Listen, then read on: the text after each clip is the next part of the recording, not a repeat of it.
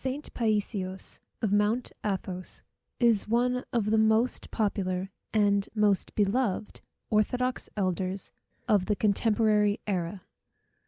Though he lived as a monk on the holy mountain, secluded from the world and from the presence of women, who are not allowed to set foot on the mountain, he nonetheless cared deeply about the struggles and spiritual growth of women, just as he did with men. His letters, conversations, advice, counsels, and comfort show that Saint Paisios understood both the pain and the strength of women in a profoundly spiritual manner.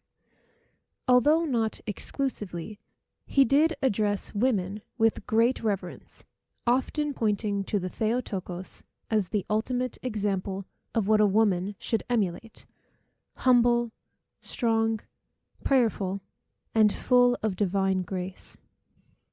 Although Saint Paisios lived in a male monastic environment, he also regularly gave counsel to nuns and laywomen alike. Saint Paisios would say that a woman's spiritual power lies not in external abilities or public recognition, but in her capacity for self-sacrifice and deep love. He described women as having a natural inclination towards compassion and diligence, qualities which, when rooted in Christ, become powerful tools of transformation, both for the woman and her family. Saint Paisios would also promote the ideas of mutual respect, love, and humility between husband and wife, and saw the mother as a spiritual pillar of the home. He used to say that, when mothers pray, even hell trembles.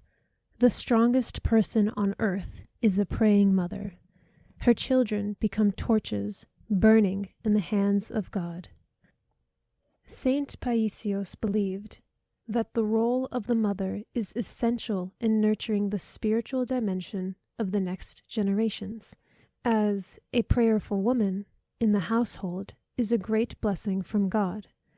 At the same time, he reminded women not to allow martyrdom and sacrifice in domestic life to become a source of bitterness, but to allow it to blossom into joy, not being serious all the time, and cultivate a sense of humor, and not to demand perfection from people, neither herself or anybody else. Saint Paisios often lamented how modern society distorts the image of a woman, promoting bad values and ideals that aim to destroy what is innocent and good in them, perverting their standards and sense of worth.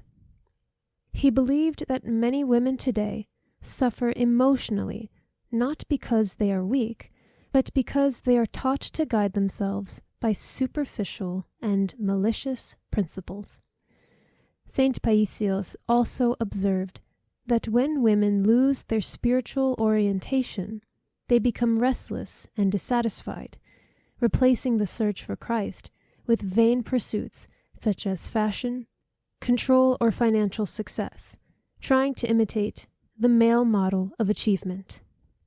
An important part of Saint Paisios' teachings about women is his admiration for silent spiritual strength. This quality he often saw in the lives of female saints, especially the Theotokos, the great female martyrs, and the mothers of saints. He believed that women possess an inner resilience and purity that can bear immense burdens without recognition and still radiate goodness. He often encouraged women not to waste energy on anger or complaints, but to fight spiritually through patience, forgiveness, fasting, and prayer. Regarding nuns, Saint Paisios praised them for their bravery in face of hardship and spiritual discipline, and he viewed female monasteries as gardens of the Panagia. At the same time, he never suggested that holiness is limited to monastic life. He reminded laywomen that sanctity is possible anywhere. In conclusion, the woman, according to Saint Pasios, is most fulfilled not when she imitates the worldly trends, but when she imitates the Theotokos in all her virtues and hardships, and diligently works out her salvation together with her family. Quotes by Saint Pasios about women. It isn't enough to merely love another. We must love the other more than ourselves. A mother loves her children more than she loves herself. She will stay hungry to feed her children, yet she feels greater pleasure than they do. The children are fed materially, but she is fed spiritually. They experience the taste of food, while she experiences the spiritual rejoicing. A young girl, before she marries, may sleep until 10 in the morning and have her breakfast prepared by her mother. She may be too lazy to do even the slightest chores. She wants everything at her beck and call. She has expectations from her mother, expectations from her father, while she sits at her ease. And although she is capable of loving, this ability is not yet developed because she's constantly receiving help and blessings from her mother, her father, her siblings. However, from the moment she becomes a mother, she resembles a little engine that the harder it works, the more it is recharged, because love works constantly. Before, she hated to touch anything unclean, and she used aromatic soaps to wash herself. But after she becomes a mother, when you see how she cleans her soiled child, oh, you would think she's touching marmalade. She's not repulsed by anything. Before, if she was woken up early, she yelled because she was annoyed. Once she becomes a mother, when her child cries, she stays up all night without complaint. She rejoices in taking care of her child. Why? For she is no longer a child. She became a mother. Sacrifice and love have come into her life. Indeed, a mother comes to attain a greater love and sacrifice than the father, because the father is not given many opportunities to sacrifice himself for the children. A mother toils more with the children. She is tormented, but at the same time, she is recharged by them. She gives, and as a result, she also receives. A father doesn't weary himself as much with the children, nor is he recharged, so his love is not equal to that of a mother's. A paternal embrace, when it lacks the grace of God, is dry, but a maternal embrace, even without God in it, has milk. A child loves his father and respects him, but it is with the tender love of a mother that the love for his father grows.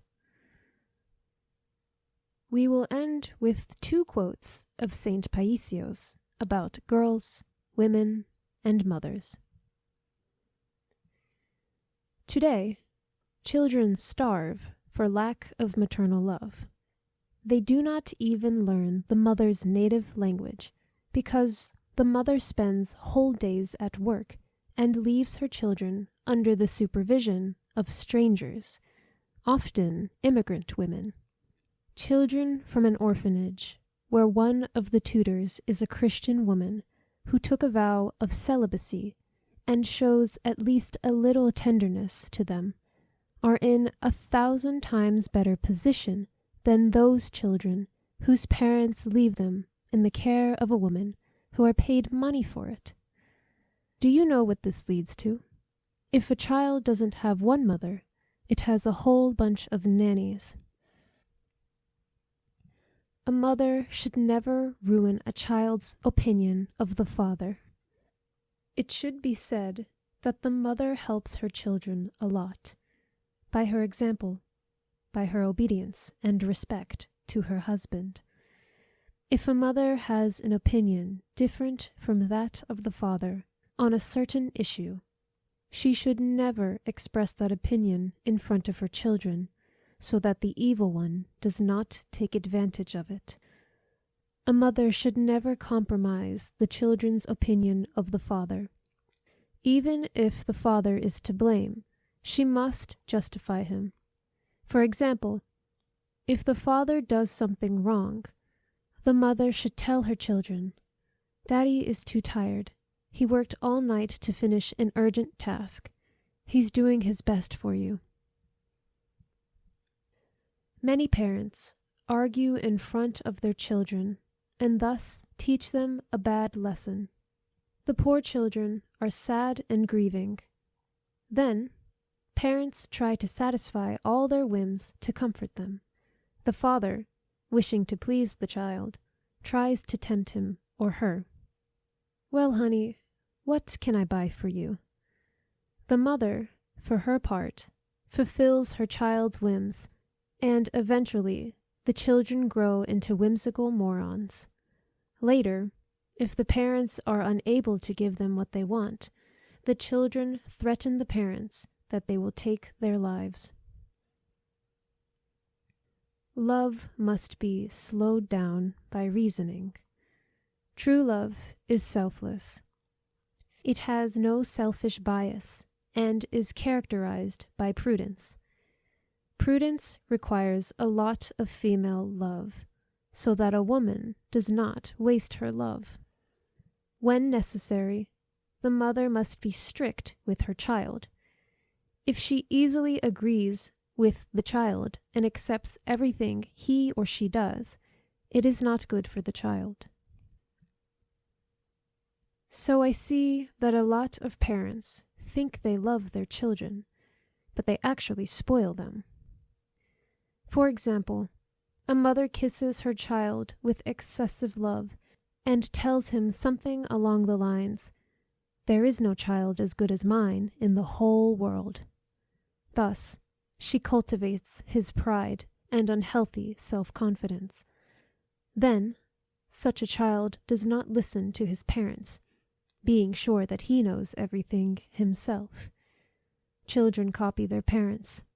When spouses respect each other and children respect their parents, life in the family goes smoothly, like clockwork.